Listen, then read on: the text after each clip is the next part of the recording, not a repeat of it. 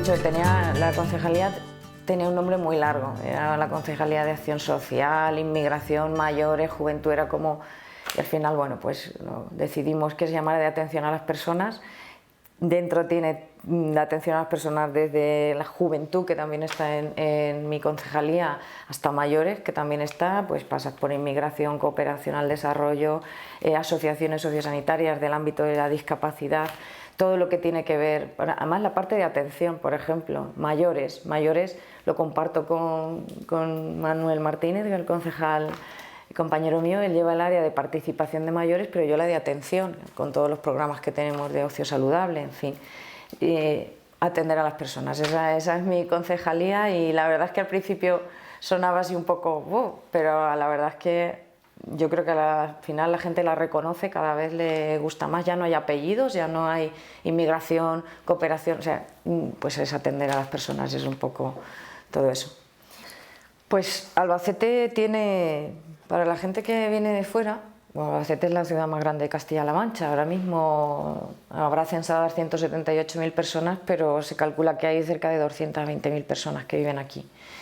Tiene las cosas buenas de una ciudad que no es muy grande, pero tiene las cosas de una ciudad que tiene bolsas de mucha vulnerabilidad, de mucha exclusión social y que llevan muchísimos años y que ya se han hecho crónicas y que son muy difíciles de abordar. Yo creo que lo más duro y lo más grave que tenemos, siempre lo digo, son esos núcleos de asentamientos, que es verdad que no son muy numerosos, pero que son muy difíciles, son familias que no tienen una vivienda digna todavía y que culturalmente es muy difícil sacarles. Hablo de familias normalmente de origen rumano, que son con las que sí que trabajamos desde servicios sociales, pero que nos está costando muchísimo trabajo el poder integrarlas en la sociedad. Yo creo que para mí ahora mismo es la exclusión, la extrema exclusión, o sea, el que pueda haber familias viviendo sin una vivienda digna, yo creo que es lo peor a lo que nos enfrentamos desde aquí. Esta sociedad, en la última década sobre todo,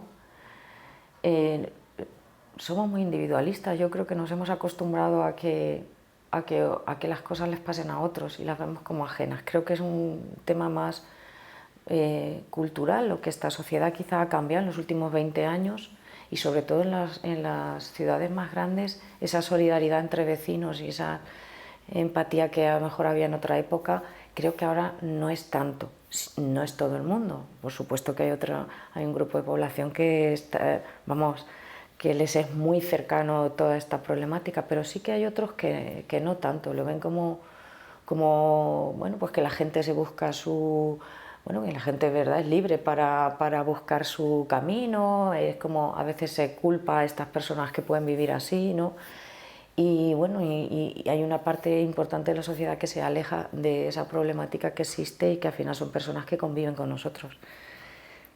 No quiero tampoco, o sea, no es todo, pero sí que es verdad que es invisible. Algunas veces son núcleos que están más alejados de la ciudad y que, bueno, pues si no pasas por allí como que no están, ¿no? Pero están. Y estamos trabajando con ellos todos los días, la verdad que sí. Hemos avanzado un poquito, pero muy poco a poco, porque en servicios sociales, eso es algo que he aprendido, todas las cosas son muy lentas, porque los cambios los cambios culturales, los cambios en hábitos de vida, el convencer a la gente muchas veces cuesta mucho trabajo. No es cuestión de tener o no tener, es cuestión de intentar hacer ese acompañamiento en personas que no lo han tenido fácil, que desconfían a priori de cualquiera que intente ayudarles, y son tareas de verdad que desde servicios sociales requieren mucho tiempo, mucha dedicación, pero bueno, poco a poco yo creo que se van dando pasos buenos. Sí, la exclusión social no es por una causa, quizá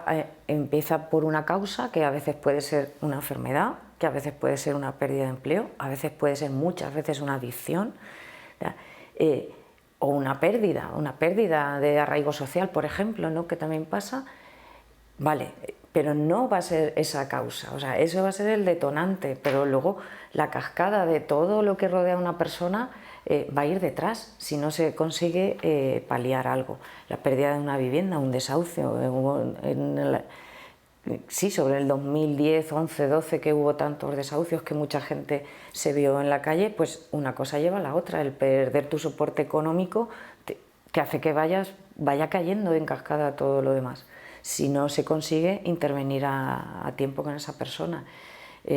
Yo creo que es eso, las situaciones de exclusión o la pobreza es muy compleja y hay que intentar abordarla no solo desde un punto de vista, lo que tú decías, la importancia de ser transversales en esto es fundamental.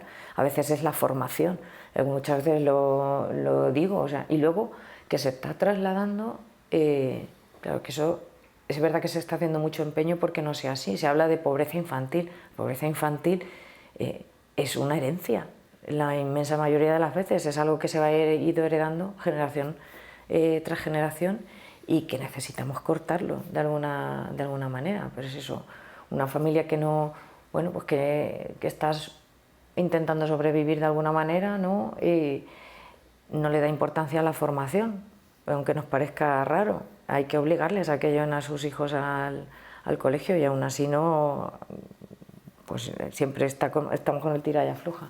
Ese niño ya lo estás condenando también a que tenga menos formación. Si tiene menos formación va a tener menos oportunidades. Si tiene menos oportunidades va a tener un futuro más incierto, va a poder acceder a empleos más precarios, va a poder, o sea, y esto es una rueda, todo es muy transversal, la verdad. Dentro de esa vulnerabilidad, quien más sufre siempre son los niños y las mujeres, siempre. Entonces, y además eso, o sea, el sometimiento culturalmente, claro, tienen otros orígenes, donde a lo mejor se normaliza más que aquí en España ya, ¿no? Bueno, en España se ha luchado mucho para que esto no se normalice, ¿no? Hay fundamentalmente dos barrios, bueno, sobre todo uno, que es el barrio el más degradado de la ciudad históricamente desde hace muchísimos años. Sabéis que en la época, no sé si en los 50 o así, 60, se empezó a construir en muchas ciudades esas zonas de vivienda más alejadas de la ciudad, para rentas más bajas, con la mayoría de alquileres sociales. Bueno, y Albacete pues tiene su zona, el barrio de la Milagrosa, que, bueno, pues que sigue siendo un problema. Sí que se ha hecho un intento de acercarlo a la ciudad, sí que ahora llevando recursos allí, y la Casa José Saramago, de la Cultura, la Escuela de Arte, para intentar que se integrara, pero al final pues eso, son las viviendas de alquiler social, de personas más vulnerables con rentas más bajas, y donde pues al final son núcleos más alejados, donde la problemática de la droga, ya no solo son personas, lo normal es que fueran personas de etnia gitana, que bien, ahora ya no, ahora ya hay personas de todo tipo de nacionalidades con conflictos también entre ellos.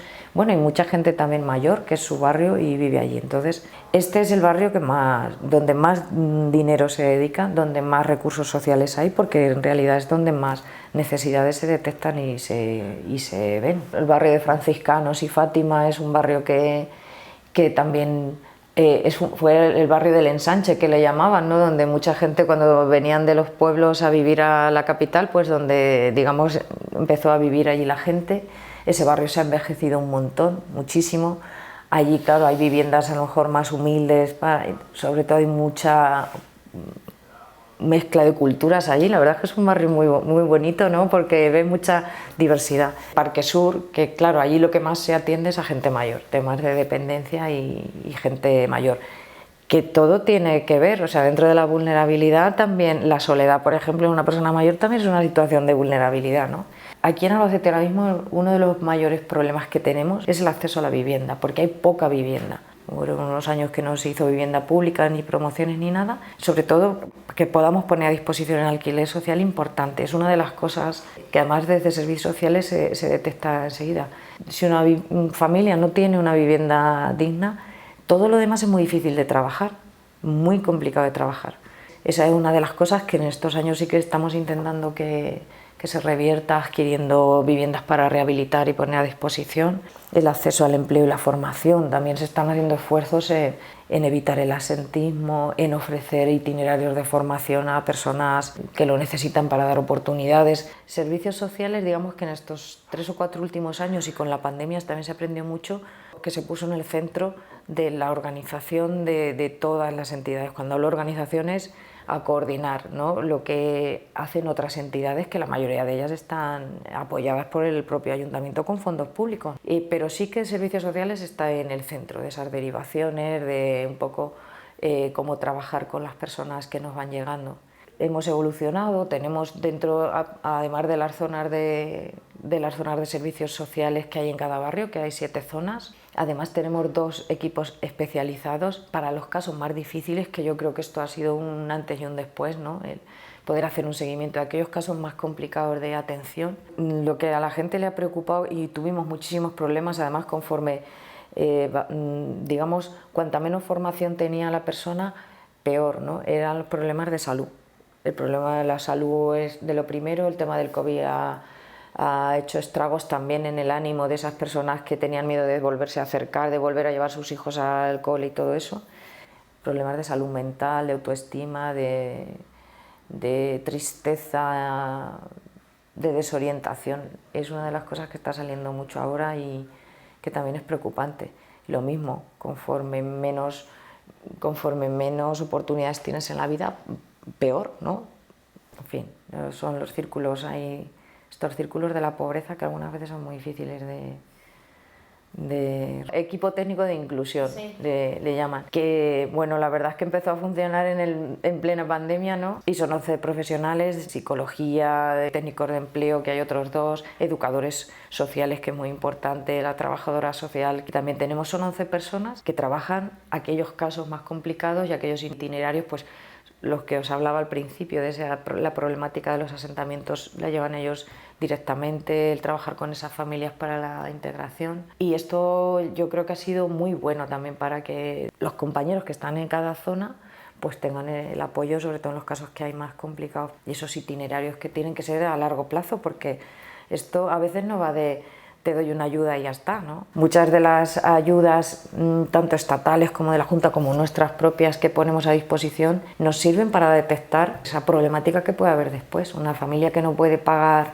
la luz o no puede pagar el agua, probablemente ese sea la punta del iceberg, pero detrás haya más necesidades de ayuda. Hay otro equipo que es el de apoyo a la unidad de convivencia, que ellos también trabajan, también está ahí 3 educadoras sociales, una trabajadora social, 2 psicólogos también, que ellos lo que trabajan son los casos más complicados de familia y de infancia, ¿no? Con sanidad y con educación lo tenemos clarísimo, pero parece que todavía nos cuesta un poco. Pues es verdad que la estructura de servicios sociales es más nueva, ¿no? Es del 82, 84 creo que se puso en funcionamiento. No está tan claro, ¿no?, lo de la atención social, que no deja de ser otro derecho más de la ciudadanía en todas las fases de su vida. Yo lo que veo es que son los grandes invisibles. Esto, vamos, lo diré donde sea. Además, yo una de las cosas que estoy, desde el 19 que me hice cargo de esta concejalía, es uno de mis empeños, visibilizar lo que se hace, que la gente sepa para qué sirven servicios sociales, que se les respete, que se les utilice bien, porque es la gran desconocida. Hay pocas veces, por ejemplo, yo siempre lo digo, cuando tienes la desgracia de que te nace un niño con discapacidad, al día siguiente, antes de que te den de alta, ya hay una trabajadora social atendiéndote. O sea, y ya vas a entrar en el sistema de protección social. Y a lo mejor no lo has necesitado en toda tu vida, porque bueno, pero cuando te vas a hacer mayor, o tu padre o tal se hace mayor, vas a acudir para que te echen una mano. Bueno, tienes un accidente de tráfico y antes de salir del hospital ya vas a tener una trabajadora social que te eche una mano porque te ha quedado alguna secuela o por cualquier cosa. Entonces, de eso a cualquier cosa. Luego otro problema, la problemática de la administración, por ejemplo, a la hora de las ayudas, ¿no? Que además todo el mundo parece, ¿no?, cuando la opinión pública parece que aquí se dan ayudas a tutiplén y a todo el mundo, y luego no es verdad. Luego tenemos un gran núcleo de población, sobre todo la gente que viene de fuera, no acceden a las ayudas públicas, y luego hay que asumir tantos trámites que se tarda muchísimo en poder ofrecer una ayuda pública de verdad. Entonces, por eso la importancia del tercer sector, porque es verdad que gracias al tercer sector, que de una manera a lo que tú apoyas, ¿no?, a través de convocatorias, a través de convenios, pues son los que a nosotros, digamos, a ver, te voy a poner un ejemplo que es real.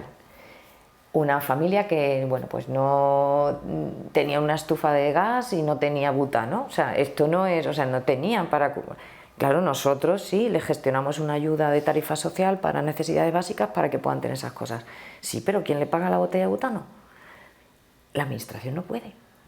Yo no tengo, o sea, nosotros no tenemos un... O sea, pues, pero sí tenemos convenios con entidades que sí que lo pueden hacer, en este caso Cruz Roja o Cáritas o cualquiera, bueno, algunos los has entrevistado. Entonces, es una forma de tejer una red que al final la administración está en el medio, o sea, esto es mucho más sencillo, esto es como, no sé, además tenías ahí algún nombre, ¿no? Gloria, me parece que has visto, y Ana, esto es, que Rosa, que ahora la vas a ver, mira, Ana, que te voy a mandar enviar a esta familia que, no sé, y a través de esos convenios que nosotros tenemos con ellos, bueno, pues esa botella de butano puede llegar ese día a esa casa, ¿no? O puede comer ese día, no sé si lo entendéis, o sea, y esto es también porque es verdad que la administración, a ver, el dinero público es de todos y hay que tener, de verdad, hay que utilizarlo, bueno, de una forma excelente y es normal que haya esos mecanismos, pero a nosotros nos impide en estos casos el poder atenderlos. Aún así, el conjunto Albacete está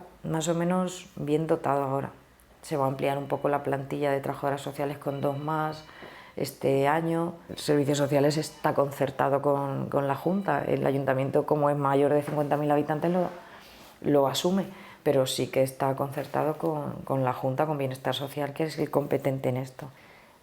Es verdad, yo creo casi que puedo decir que es verdad que en Albacete no estamos mal. Bueno, te puede venir, por ejemplo, esto es otro caso real, nos avisa la policía de una madre y 2 hijos que estaban durmiendo en un coche, ¿no? Pues, y podemos acompañarlos, tenemos un albergue donde tenemos otras viviendas que son de uso nuestro para familias, o sea, les puedes atender, les puedes cobijar, les puedes... En plena pandemia se sacó una ley para evitar los desahucios, sobre todo donde había menores. Bueno, pues todas esas órdenes llevan un informe social, todas. Aquí en Albacete el año pasado hicieron cerca de 300 informes al juzgado, ¿no? Con requerimiento al juzgado para evitar eso. Prácticamente cualquier cosa necesita un informe social, o sea, que corrobore eso que tú estás diciendo, las ayudas, cualquier ayuda. Entonces, es verdad que es un esfuerzo muy grande que requiere, bueno, pues lo que requiere es la dotación adecuada, eso, y por eso hablaba. Es verdad que las convocatorias de ayudas que ha habido y que sigue habiendo, el IMV, que es verdad que es una prestación de la Seguridad Social, pero que, bueno, pues al final la orientación y la información también se da desde servicios sociales. Las ayudas energéticas, las ayudas a todas esas cosas, digamos que de una forma u otra, y vengan del Estado, vengan de la comunidad autónoma o del propio ayuntamiento, se filtran de alguna manera, porque al final son las profesionales de referencia de muchas familias, sobre todo es que además es una de sus funciones, ¿no? Y les consultan pues prácticamente todo, y eso es un volumen de trabajo importante. Pero bueno, pues también pues, yo estoy contenta porque es verdad que en estos últimos años se ha ido ampliando un poquito la plantilla. Este año tendremos 2 trabajadoras sociales más que también, los educadores sociales que también se han incorporado. Bueno, pues hay que ir dotando, pero es verdad que yo siempre, es que yo no sé hasta qué punto de verdad la gente sabe la importancia que tienen estos profesionales y toda la cantidad de cosas que hacen.